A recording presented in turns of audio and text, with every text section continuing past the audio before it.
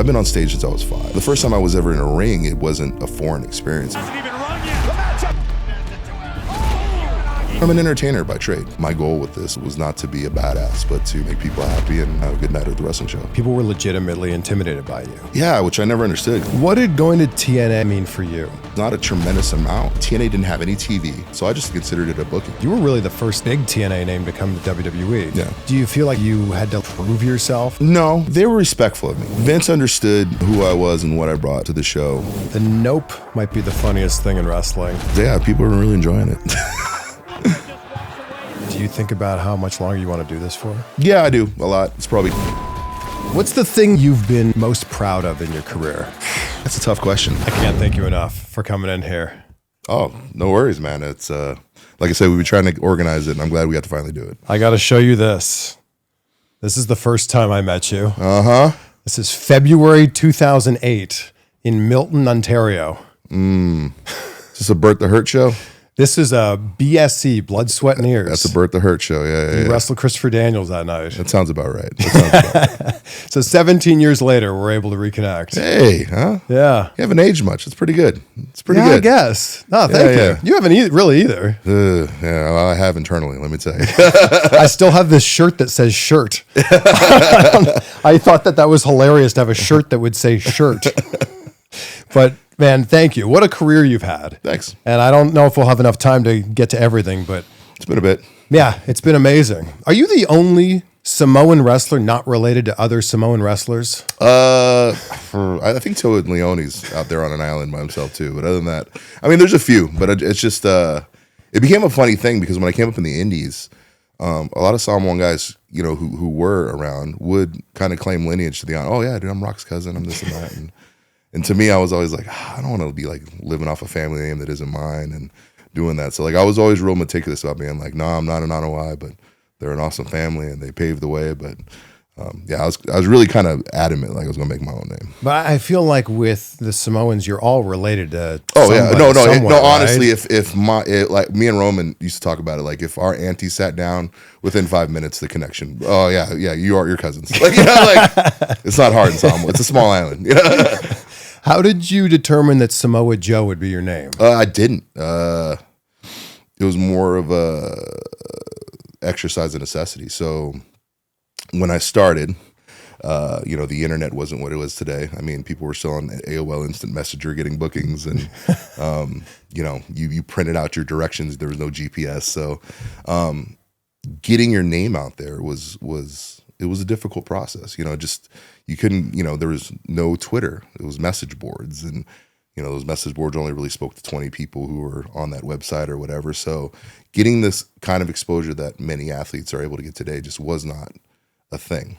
And most of the time when you got booked, it was word of mouth. Somebody would recommend you, and this kid's great, they're going to bring him in. And that was very much the case with me, where a lot of, especially California promoters, they didn't care about your tape. They didn't care about whoever. They cared about the word of Christopher Daniels. They cared about the word of, like a shooter, Tony Jones up in AP. At the time, whoever were the prominent guys, their word kind of got you in. So I started out as Samoa Joe as just a joke gimmick, like, oh, we'll just call him Samoa Joe. And it's like, you can play this stereotypical character, but you're really a killer. And you hate, and problem was I started having good matches early and people started enjoying it.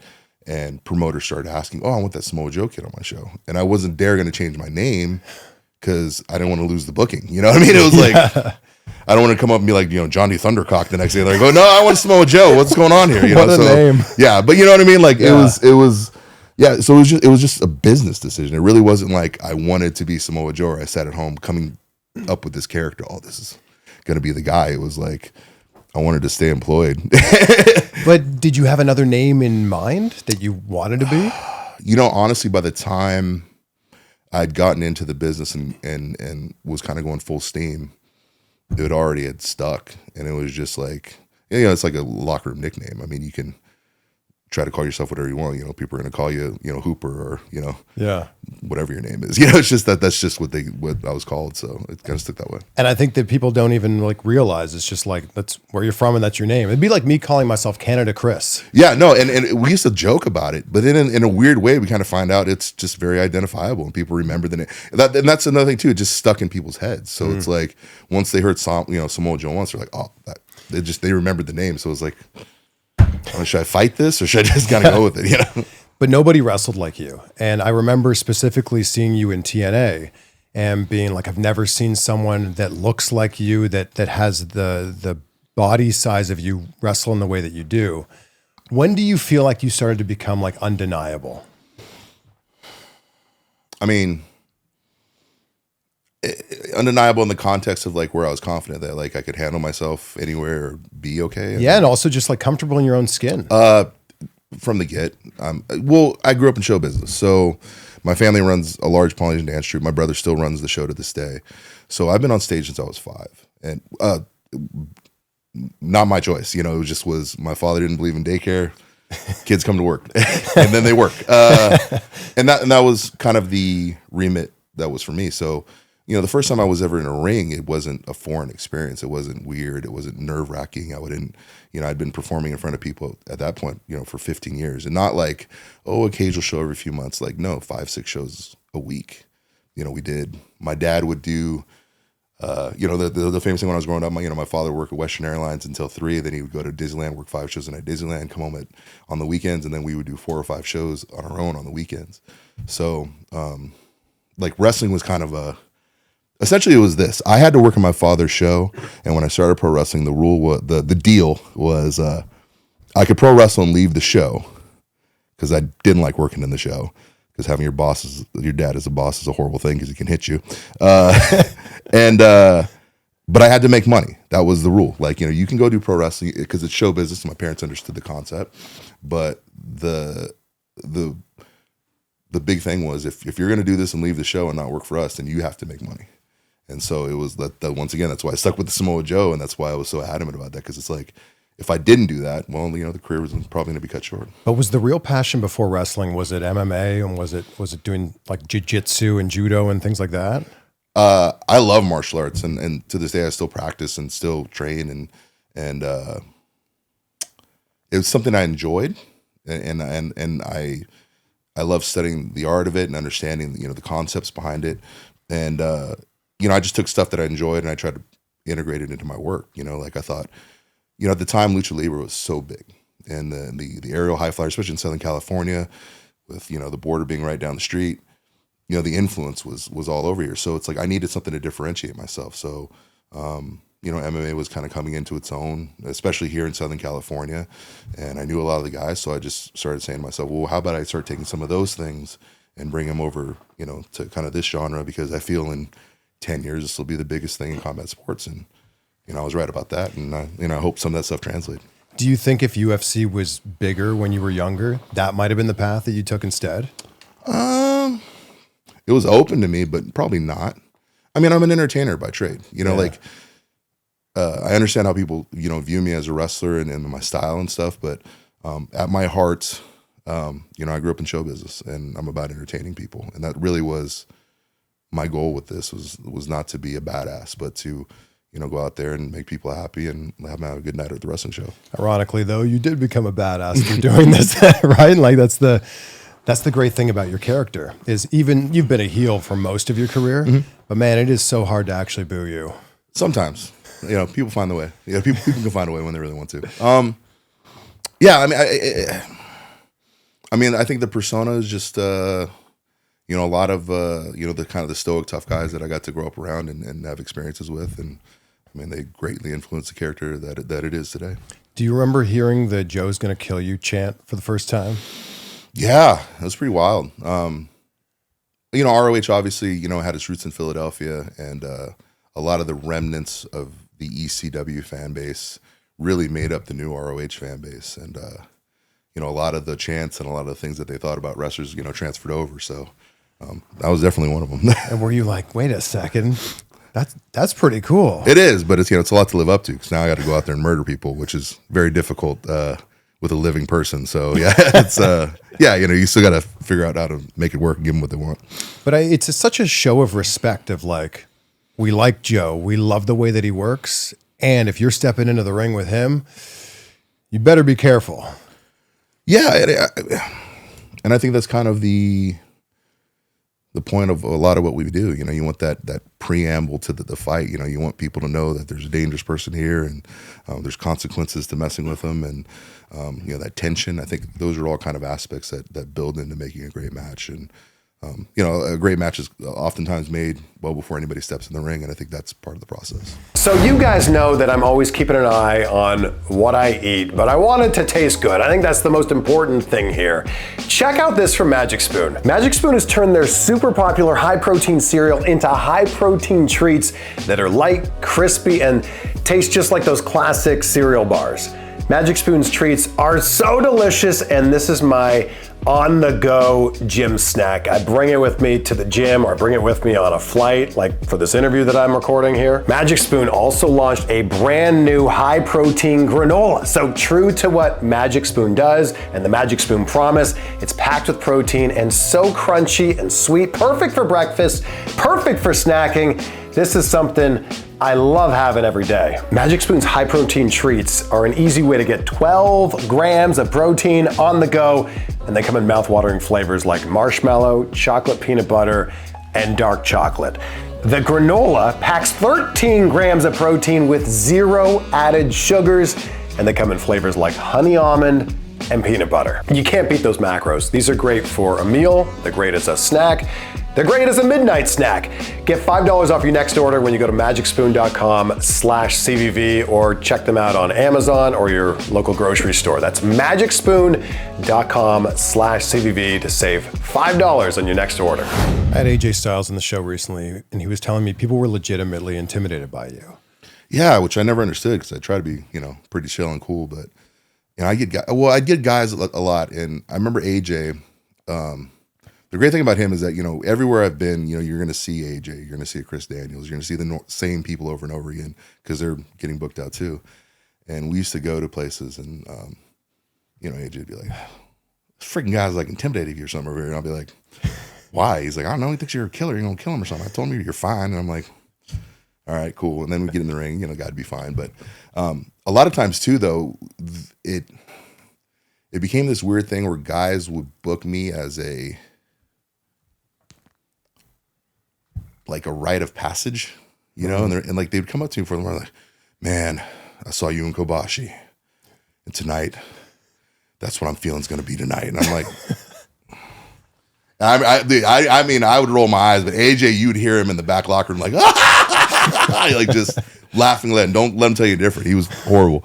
And I'd be like, I'd give the guy my best, but it would be funny because I'd get in there with independent wrestlers, and they'd be swinging for the fences on me, and I'd just be like, and then I get upset, and then I end up swinging the fence back, and then AJ's no help because he's like, "You see him killing him out there? Yeah, that's why you don't do." I'm like, "Shut up, AJ." So yeah, it became a weird thing for a while, but what can you do? It's a wrestling business. Well, I feel like people think you work this strong style, and I guess you do, but like, you're not hurting people out there. You're not working stiff. I mean, I work hard not to injure and hurt, and a lot of the stuff, I take time to try to make it look as vicious as possible, but I'm trying to protect people, but it's hard sometimes. Sometimes people just don't believe you. And that's what AJ said. Like, if people were intimidated by you, he'd be like, "Well, have you ever been in the ring with him? Like, the guy barely touches you. Yeah. He just makes it look great." Yeah. Well, he's been a big advocate on that. And then inevitably I'd stiff somebody and they really think AJ's an asshole. So, I mean. What did going to TNA at that point in your career with what TNA was building, what did that mean for you? To be honest, not a tremendous amount when it started. I had some less than good interactions with TNA early on. At the time I was ROH champion, I was very, very focused on ROH and building the company. And to their credit, I was making a tremendous living at the time, especially for an independent guy working with ROH. They always took great care of me, especially when Kerry took over. I mean, he was just really, if you did good in video sales, he had no problem, cracking a little cash bonus off, secret to the side, and thank him very much for that. But Yeah, when I got the call for TNA, TNA didn't have any TV. Is this when they were still doing the weekly pay-per-view? No, they had lost the weekly pay-per-views. And people kind of forget about this. It was a transitional period. They had lost the weekly pay-per-views. I think Dixie was just about to get involved. She hadn't yet. And they had called me up. And before they had offered me a gig, they said, hey, can you come out and have a tryout match? And I said, sure, just send me the ticket and, whatever they paid in, whatever it is. And then they called me back and said, oh, well, we don't fly people out. And there will be no pay, which I called back and said, well, I'm not interested, thanks. And I hung up. And then they called me back again. They wanted me to be a bodyguard, I think, for Johnny Fairplay. And they wanted to call me Reality Joe. And I said no. And that was the end of that. And then the third time, they had lost their TV. They were only doing internet-only showcase shows. And I get a call that said, hey, we'd like to bring you in. We're going to fly in. We're going to pay you all this stuff. I was like, hey, it's a good start. Better than before. Yeah, wow. All right, we're really talking here. And we want to give you a look. We're kind of in between TV deals and stuff like that. So I just kind of considered it a booking. I didn't even really think it was going to be a long-term thing. And went there, had the match. They loved it. Called me back and they wanted to hire me full-time. And I didn't want to be there full-time because they just didn't have a TV deal. And I remember Terry Taylor at the time, who I love now, and we have a great relationship, was really pressuring me, sign this deal, sign this deal, sign this deal. I said, I'm not going to sign this deal. Like, I'm working for ROH, and I'm not going to be exclusive to you for whatever this is and give up that money. It's crazy. And they couldn't believe that. Well, we're a big company. We had TV. I'm like, you had TV. Like, okay, great. It was really a weird process, And then my agent at the time got wind that a TV deal was forthcoming, and he just goes, hey, we're just going to wait it out till they get TV. And we did. And then when they got TV, I said, I'll take that contract now. And it worked out a lot better. And you became one of the cornerstones of TNA. And I talk about this all the time, but you have the most rewatchable match that I just love. It's Unbreakable 2005. It's that three-way match with you and AJ Styles and Christopher Daniels. Mm-hmm. Did you know when you were putting that match together how magical it would be? No. And really it's because, I knew what they were capable of, and I knew it was going to be a good match because both those guys are incredible, and I'd worked with them for so long and known them both for so long. But I think we were just trying to, put together something like, three-way dances were a thing, and there was many great three-way dances in ECW and all this stuff. And I think for us,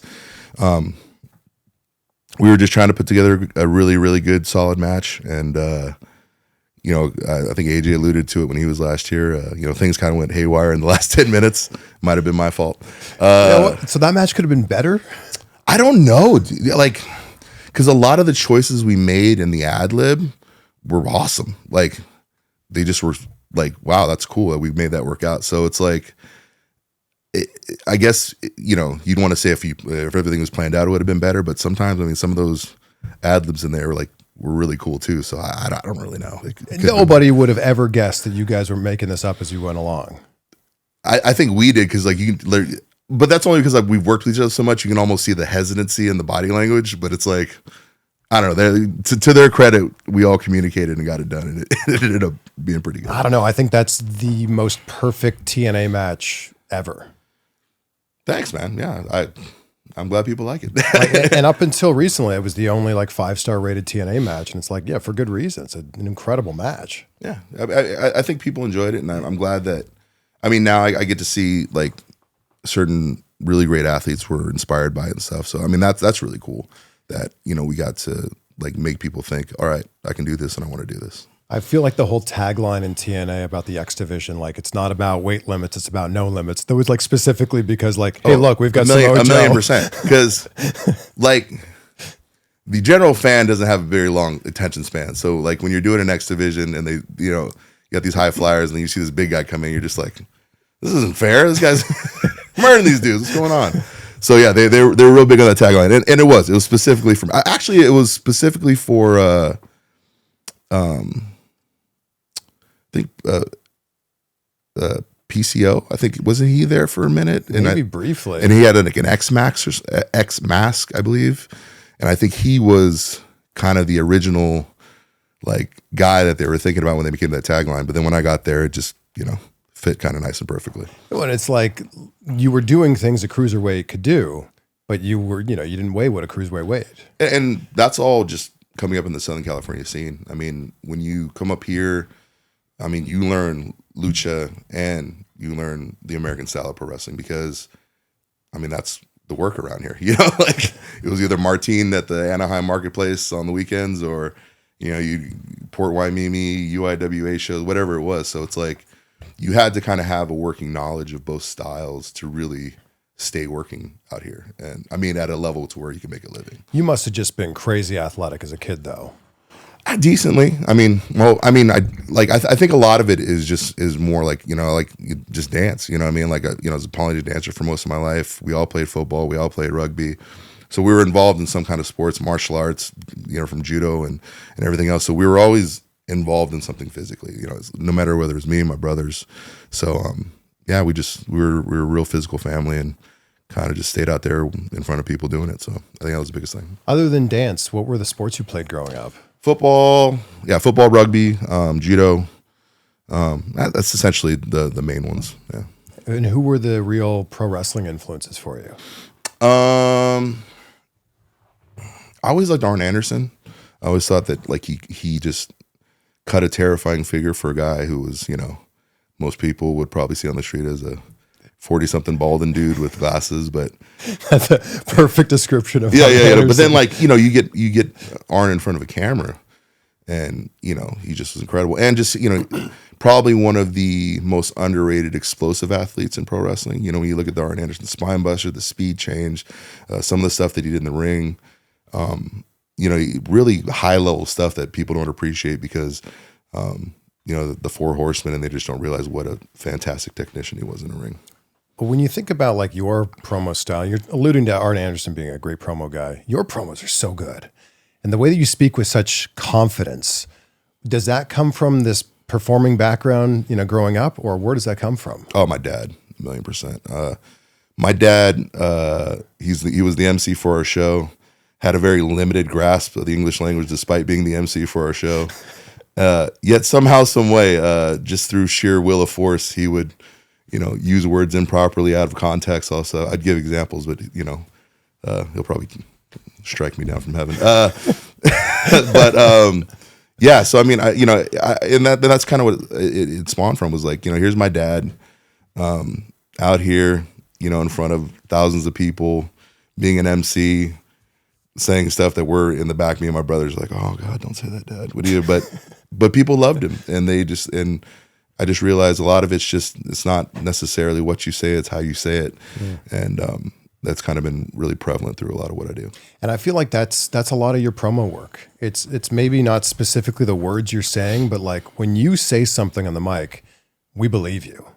Yeah, and I think it's just there's certain amounts of conviction in the things that you do and say that kind of are undeniable. So, I do a lot of behavioral observation. I try to look at the great speakers of the world and see what makes them magnetic and why people tune into them. And it's an art, but it's one I'm trying to master. who are you modeling that after? Who are the great speakers you're talking about? Oh man, I mean, there's some controversial ones in there that I won't say, but sure. But like presidential. I was watching a Roosevelt speech.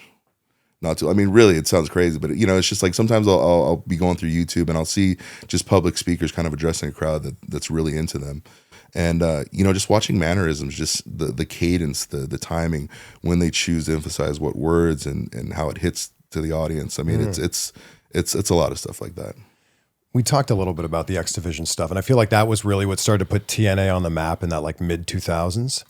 Kurt Angle coming in, I feel like elevated TNA to a whole other level.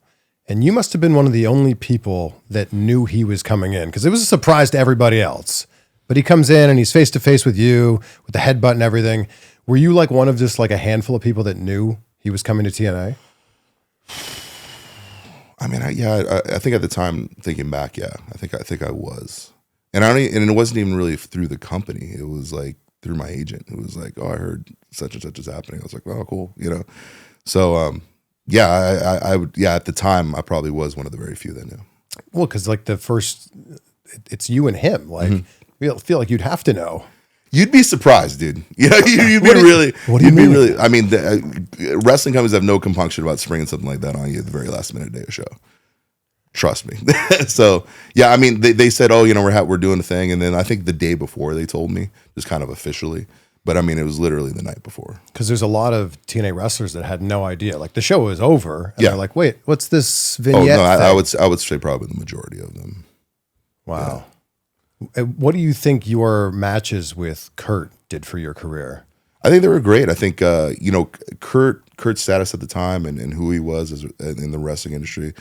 I mean, in a lot of ways, I give Kurt a lot of credit because, you know, it legitimized me in the eyes of a lot of people. Because if you hang with Kurt Angle and you know, go out there and you get down with him, then, you know, in many fans' eyes, I mean, hey, you know, you're the truth. You know, you're the real deal. So, yeah, that definitely was the byproduct of working with Kurt. Well, and I think that they were some of the best matches of his career, and also some of the best matches of your career as well. Yeah, very fun. I mean, Kurt's a super athlete. You know, I think people kind of fail to realize that no matter how broken down or beat up he was still just incredible in the ring. I mean, once he walked through that curtain, it seemed like he became invincible, and everything worked no matter how bad he was hurting beforehand. And I mean, it shows in his work. I know what you're thinking.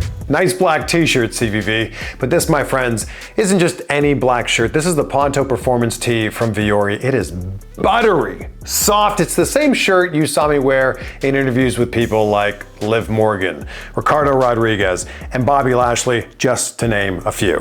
I just love how versatile it is. Like, this is something you can wear out and about for everyday life. It's also something that I wear to the gym all the time. It's moisture wicking and incredible four-way stretch. Also, the Ponto Performance pants, my goodness, these might be the softest performance pants on the planet. These are light, they're stretchy, and these are the pants that I'm always wearing on the plane or around the house or really just out and about. I absolutely love Viore. I've been wearing them long before they were ever supporting the channel, and I know you're gonna love them too. And they're hooking you up in a massive way. When you go to viore.com/CVV, they'll give you 20% off your first order. So click the link down below. It's viore.com/CVV for 20% off your first order.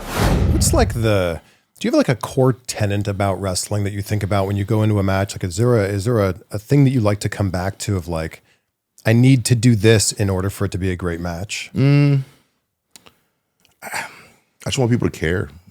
You know, I want them to care about the outcome. I want them to have an emotional investment in what is happening in the ring. And I think that's just really the biggest thing for me is if I can captivate that attention, you know, they'll come along for the story and have a good time. So where does that start? If you want people to care, what does it start with? Oh, it starts well before the match. It starts in the lead up, the promos, the work going into it, how you react to each other in the ring and perceive each other in the ring. And you know, I'm real big on the small things. You know, I'm not a huge fan of cutting promos with my opponent in a ring face to face and no action happening, because I think at a certain point in life, if two people are arguing and throwing insults back and forth and hands aren't thrown, you both look pretty terrible in that, you know?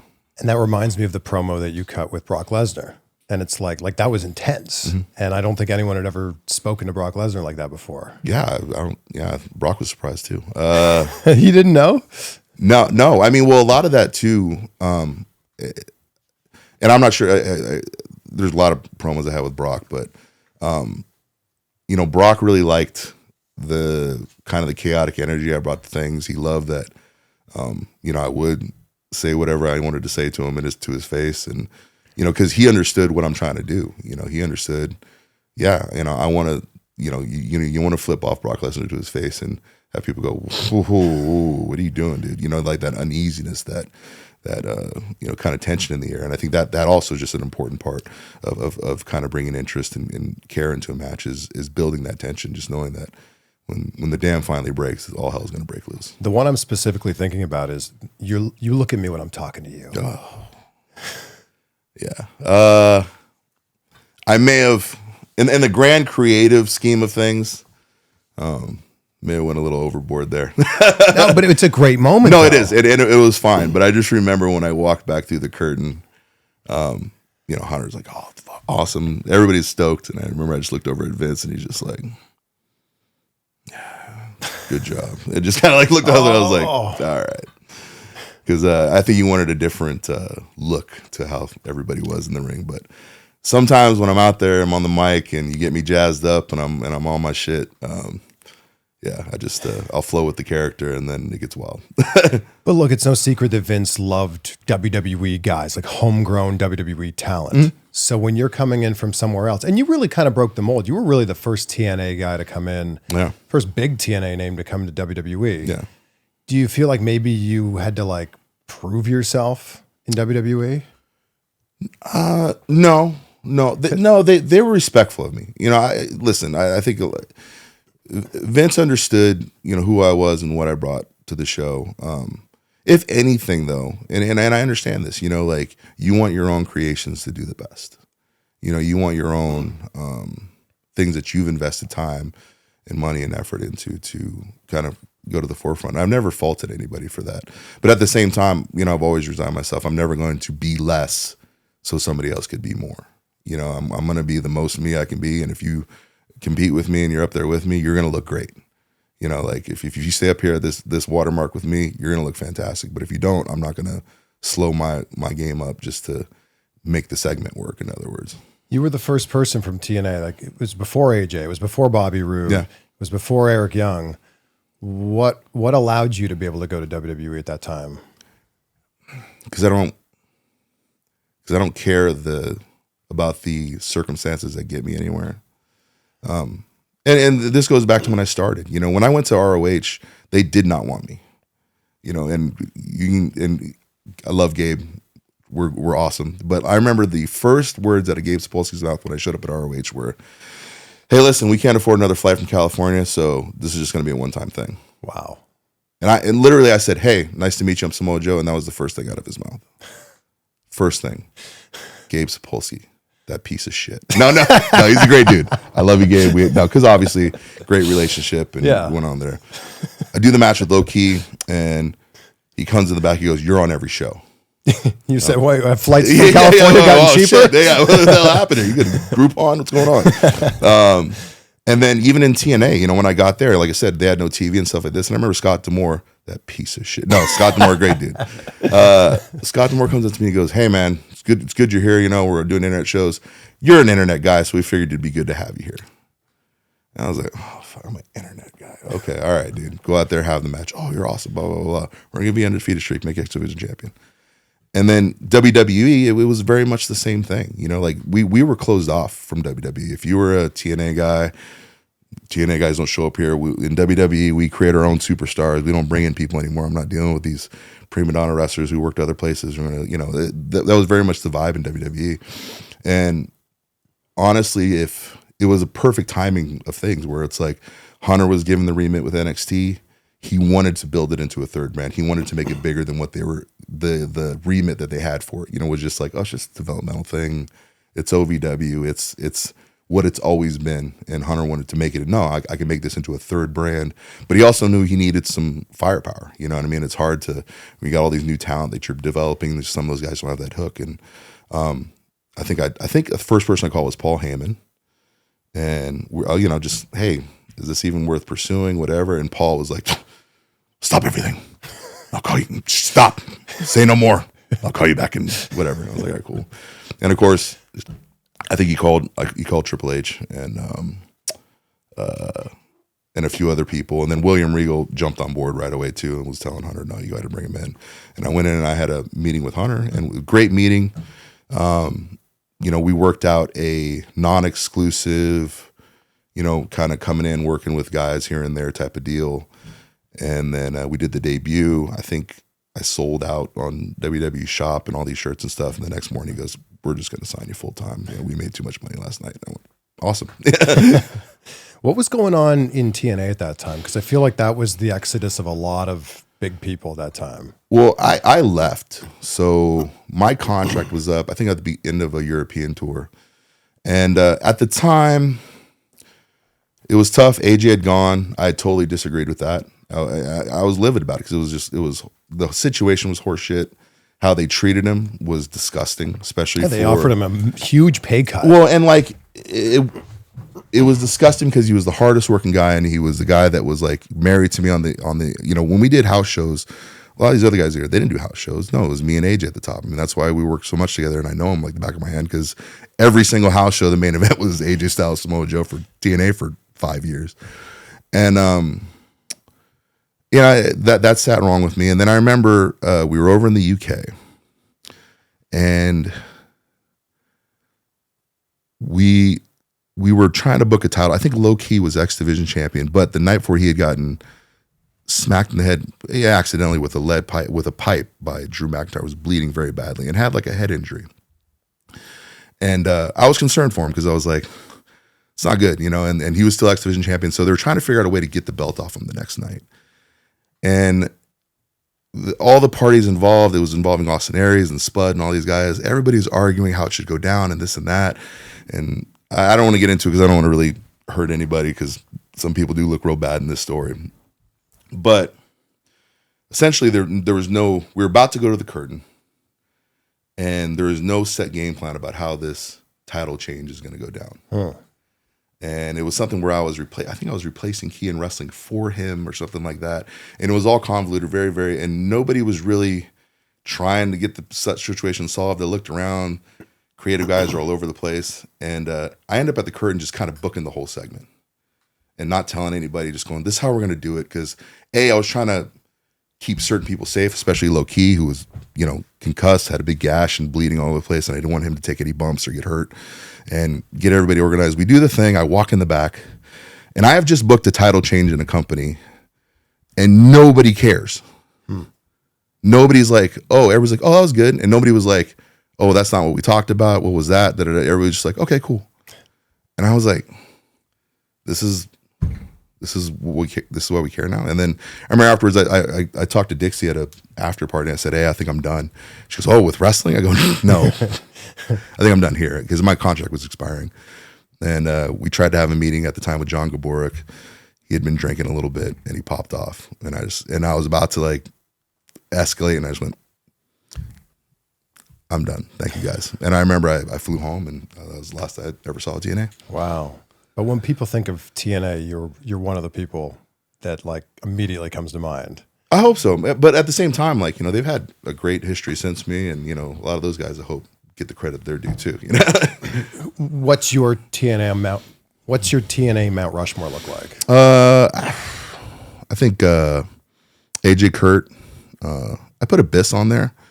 A lot of people don't realize like the amount of physical punishment and hurt and pain and effort that Abyss put into a lot of the matches to make them happen. I think is kind of he's one of those underrated guys in the TNA lore.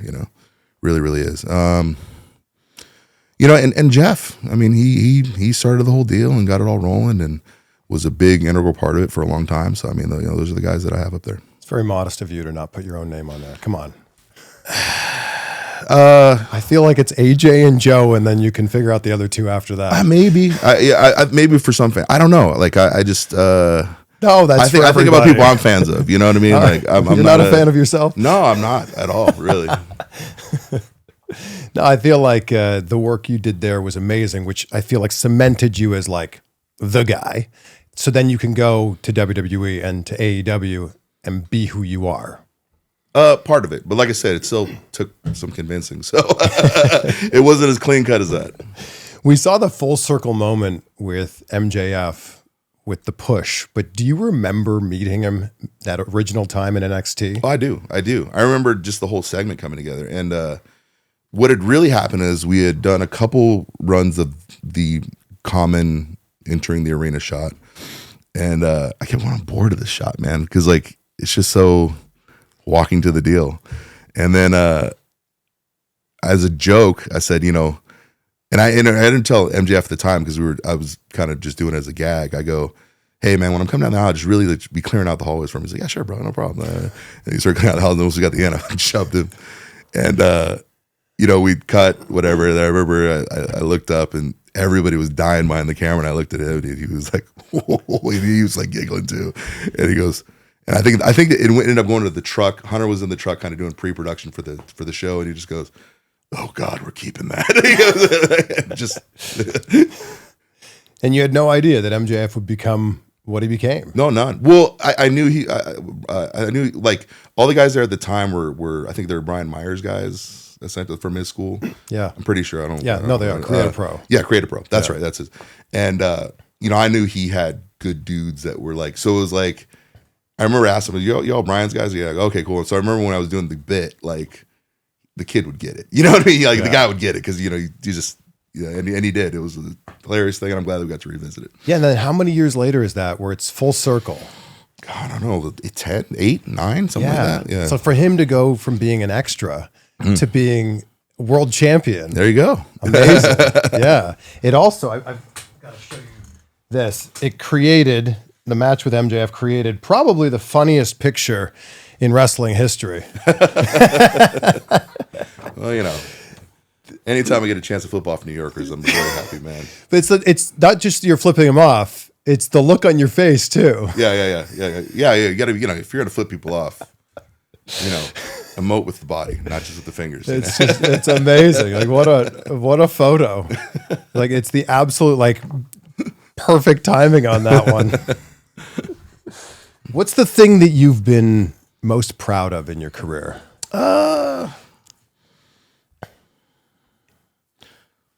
It's a tough question. I don't know, man. There's been a lot of stuff that I think has been really cool and I'm proud of. I think the X Division stuff is cool because it was a chance for us. It was like when you're kind of handed the spotlight and you get to really show the world what you can do. Always a really special time. But then I also enjoyed my time in NXT, which was like this really surreal experience of coming back into a company, working with very young talent that are just kind of starting out on their journey and kind of watching them and being a part of them kind of become who they are. I mean, that was a blast. It really was. It was like, it was weird. I felt like Rodney Dangerfield and Back to School, It's like I'm going back there and I'm partying like him. So, it was like, it was a really weird time. But I think those two time periods are kind of what I'm most proud of. What made AEW the right move when you signed there 3 years ago? I think the biggest thing was at the time I had left been fired from WWE. I had for the second time. The second time. Ooh. Whatever. It won't be the last time. No.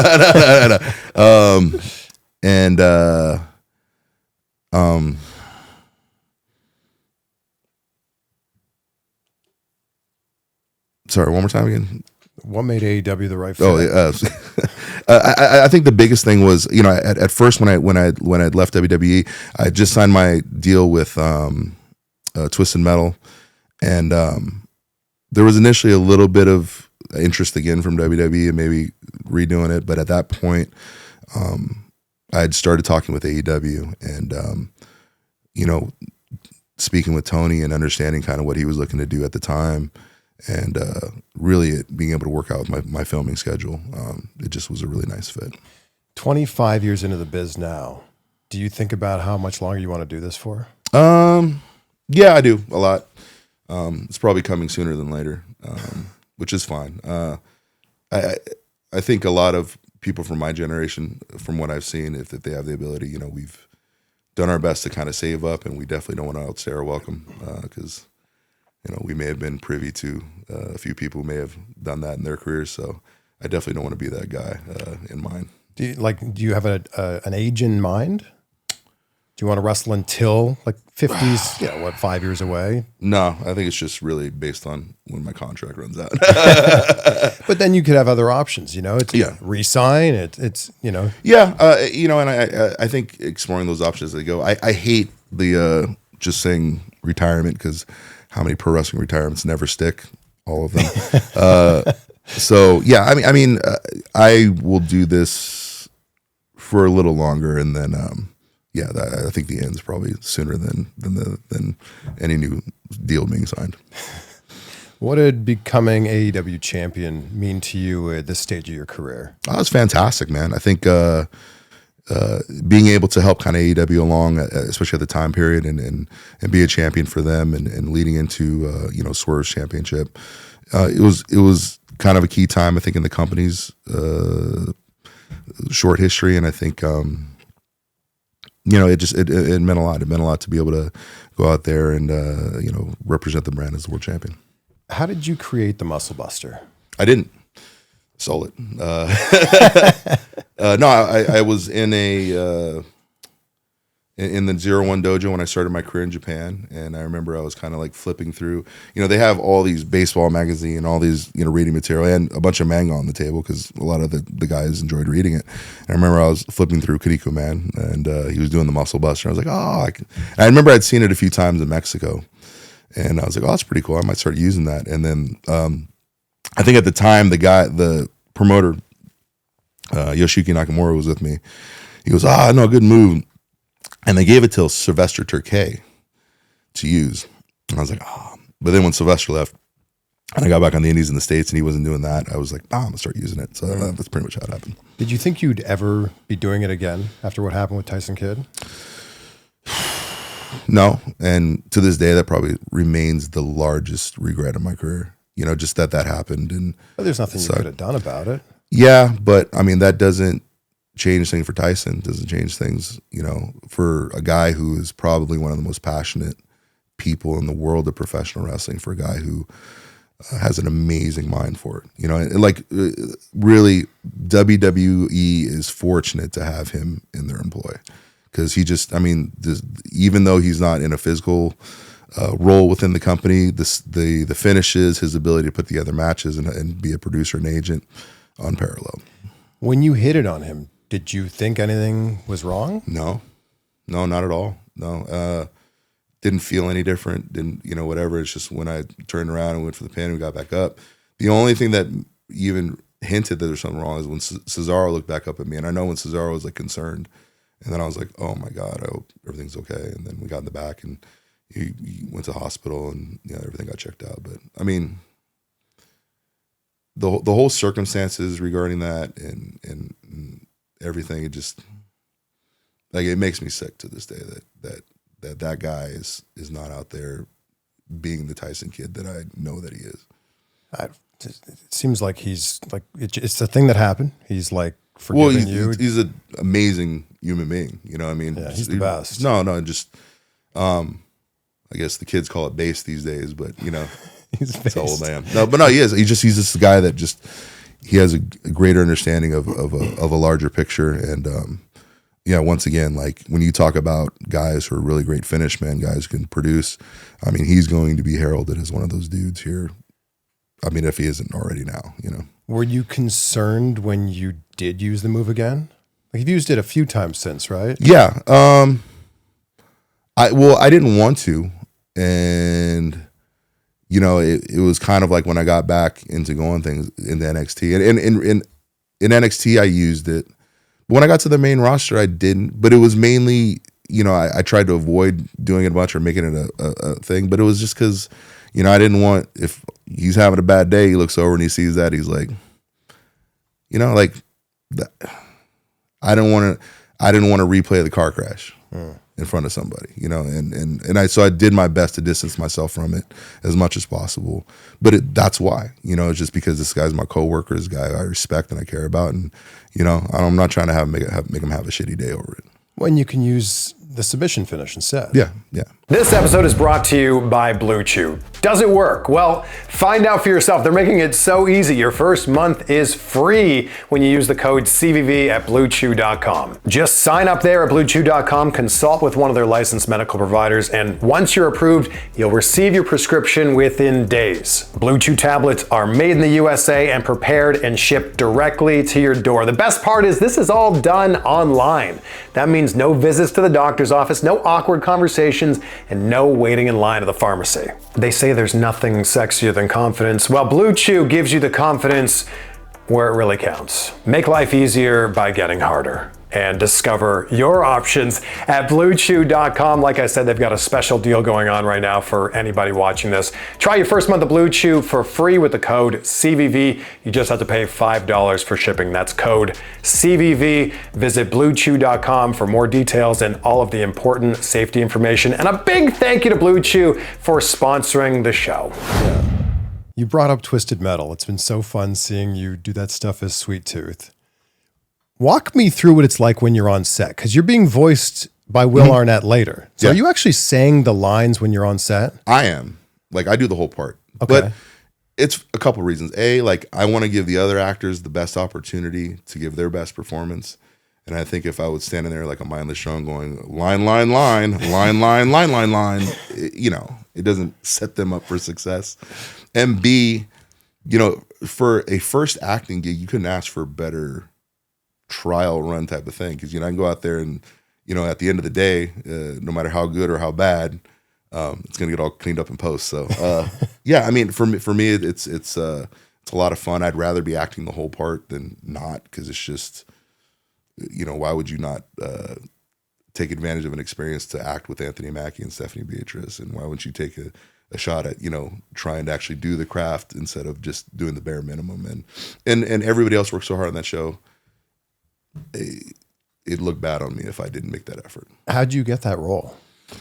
That was weird. I think I was just fired from WWE a second time. And I remember I was like sitting there and I had told my wife, I'm like, oh, they fired me again. And she was like, wow, okay.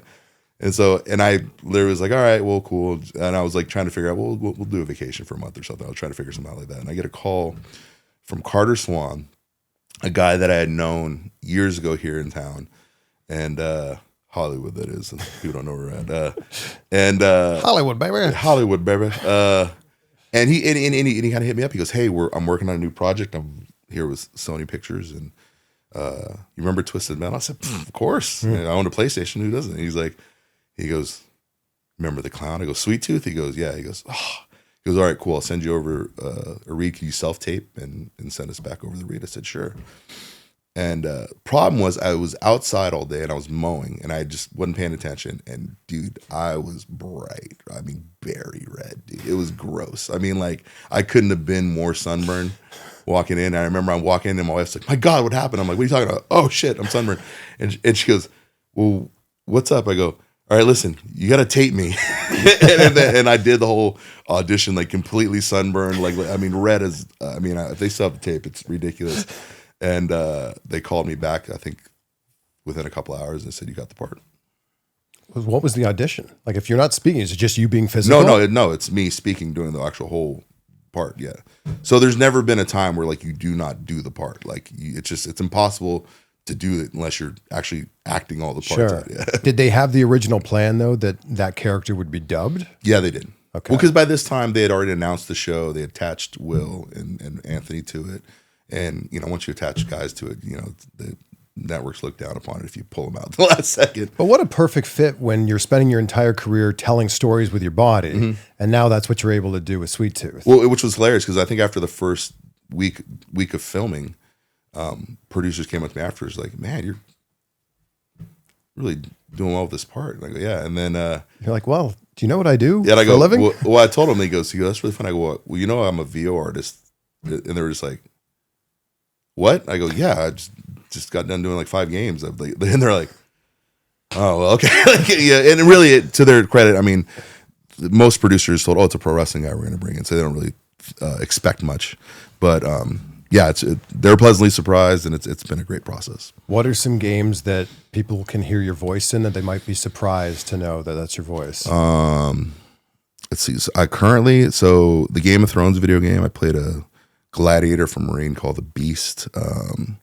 Currently for Valve Software, it's a kind of a MOBA hybrid first-person shooter called Deadlock. I play the character named Abrams. Obviously, Raymond Law in Pirate Yakuza in Hawaii, and a few new ones coming up here soon. I can't say anything about. Is it this voice, or are you doing variations of your voice? Variations. Can you give us a little? There's the monster voice, which is very. It's very guttural and stuff like that. The Raymond Law voice is very dastardly. Oh, that's good. Yeah, it's very like Old West cowboy. I spit too much tobacco. This is great though that you're planting seeds for a life after wrestling. Yeah, and it's just I enjoy the work. It's fun. I love video games, so getting an opportunity to kind of like bring them to life is really, really cool for me. So I'm enjoying it. Was that always the plan to do voice work or acting work, or did it just kind of fall into your lap? No, it fell into my lap. No ambition or need. I think the voice acting works actually started out. I did the TNA video game and did voiceover work for that. And at the time, the Midway VO guy was like, "Man, you're really good. You should do this." And I was like, "Oh, cool." And then lo and behold, I think he worked over on the Game of Thrones game, invited me to do that. And then by then, like kind of word of mouth producers were getting kind of hints of what I could do. And then the work started rolling in. But it's not just voiceover auditions. I'm sure you're having actual auditions too, right? Here and there. Like have you auditioned for something big and been real close to getting it?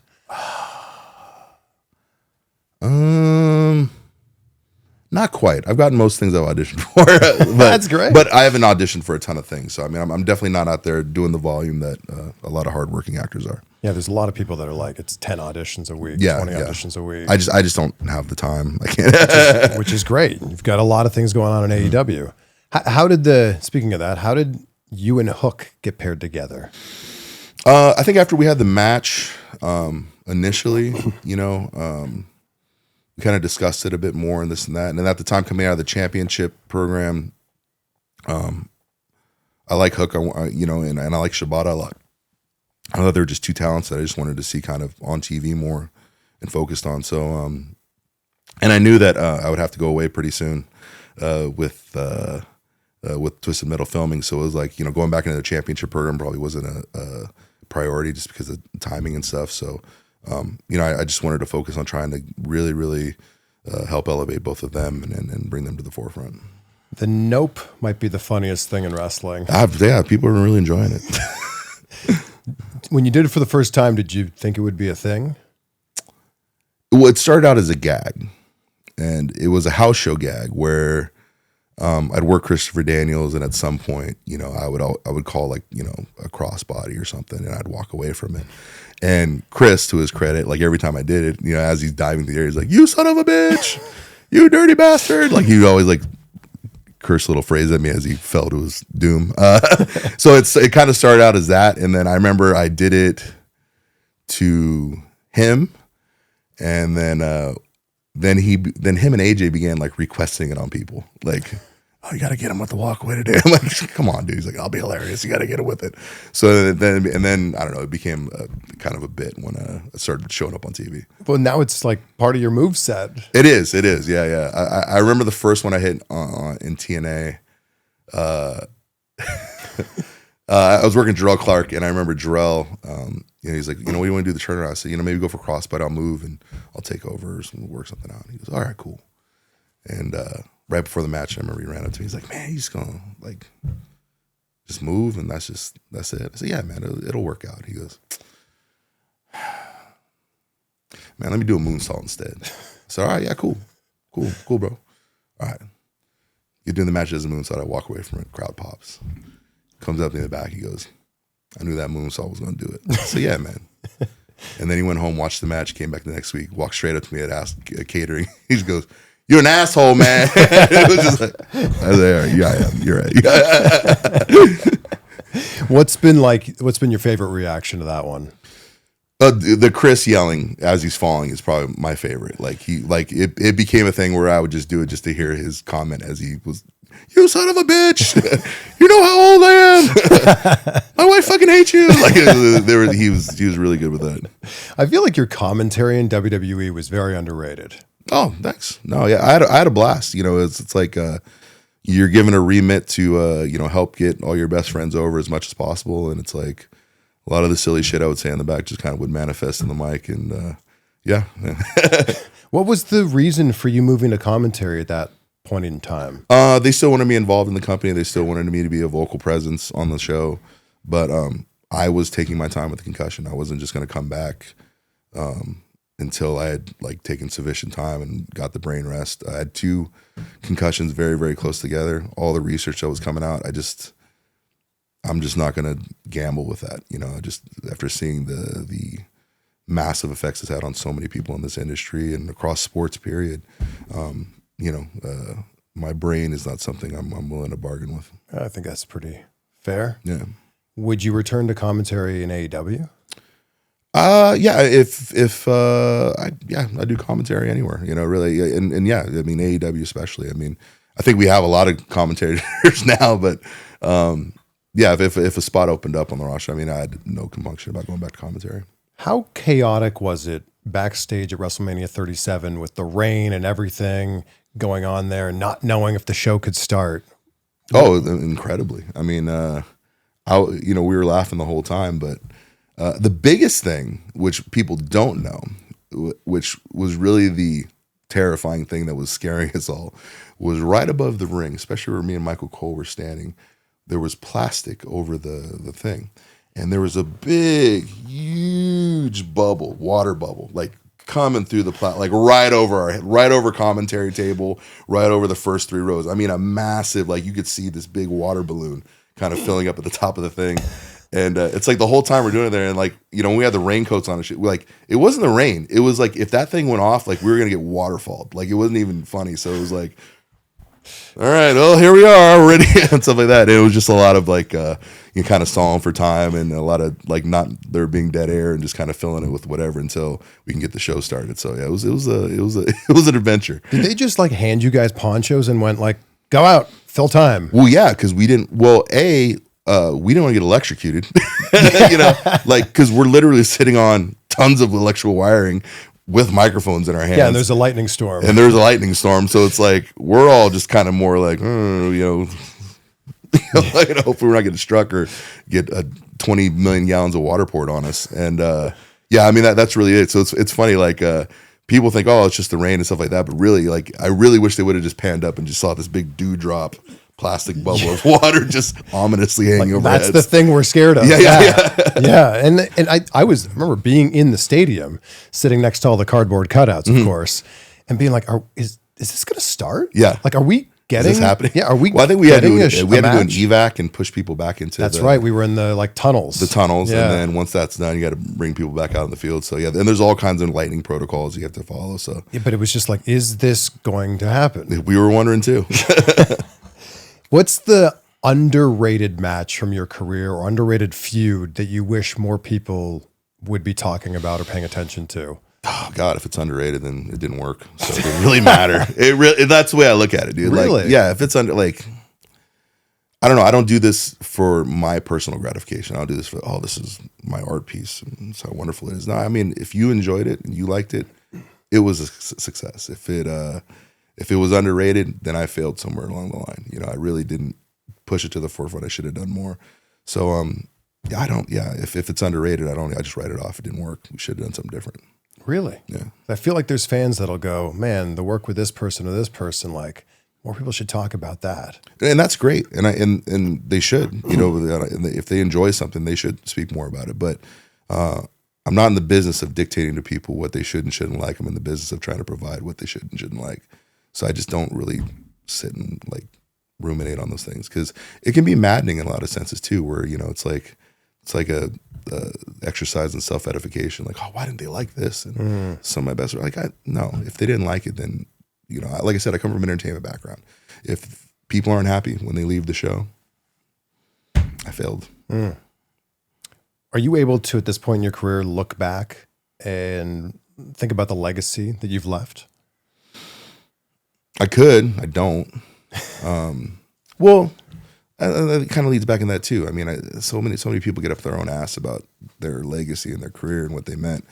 It really pans out in the people that you influenced. So if 20 years from now, there are great wrestlers who found inspiration or they found what they wanted in what I did, then that to me is success. That's awesome. That's legacy. And that's defined by other people, not me. And I think anytime you try to define your own legacy, you're already fucking it up. So I do, you know, like I'm going to leave that to the court of public opinion. If I'm a great wrestler, I'm a great wrestler. If I was an okay wrestler, I'm an okay wrestler. But it lies in the hands of the fans, and I leave it in their hands because honestly, that's the realest, I think, verification of, you know, whatever you're looking to give to the world. Well, it'll come through them. It's been an amazing career. And I think that there was nobody doing what you did when you came in. And I think you've paved the way for a lot of athletic big guys because of what you did. I hope so, you know, and I hope there's more people like that in the future that can, you know, continue to carry this on, continue the industry on. And I'm happy if I did. But I'm definitely not going to try to sit here and tell the world about how special I am. I can do that for you. I guess. I appreciate it. like seriously, you were one of the people that if you had never watched TNA before, you turn it on and you saw what you did and you're like, how is that possible? How is he able to fly like that? You know, a lot of practice and a lot of effort and a bunch of stupidity, and you too can fly like that. But and also like with the intensity that you wrestled with and still do wrestle with. Well, and because I think that's, once again, they're owed that. You know, they're owed that intensity. They're owed a maximum effort in trying to suspend disbelief, and that's kind of always been my edict. You know, just make them believe for the time that you're out there, and you know, usually that's a great enough fan experience that they have a good time. Well, thank you for this. This is full circle, going back to this photo from 17 years ago. Yeah, good old BSE. So I want to thank you for this, and I want to wrap this up with a question I ask everybody at the end because gratitude is such a big part of my life. I wake up every day, say out loud 3 things I'm grateful for, to focus on the things I have in my life. And my wife and I do it before we go to bed. What are 3 things in your life, Joe, that you're grateful for as we sit here right now? Oh, my family, first and foremost. Just from my father to my mother to my wife to my kids. Just my reason for doing what I do, and more than that, just be incredibly supportive, understanding, and working with me, and able to maintain a life despite the crazy hectic schedule and all the demands. I'm thankful for my mentors in this business, men who have greatly influenced me. No surprise, men like Steven Regal, you know, great advisors throughout my career, just people who have really helped me kind of carve away the extraneous bullshit and really focus on what's important. And I think that's definitely helped in my career. And you know, as far as people go, that I'm really, really thankful for. You know, I'm thankful for just the men that I've got to go on this journey with, and women in wrestling. You know, like it's often said, you know, you either make money or you make friends. You know, you can't do both in wrestling business. Well, I'm here to tell you I've done both. Made tons of money. I've had tons of friends, and I wouldn't trade the friends for the money because they've been such a big part of my life. Again, thank you so much. Thanks, dude. You're a legend. Thanks, bro. Thanks, man.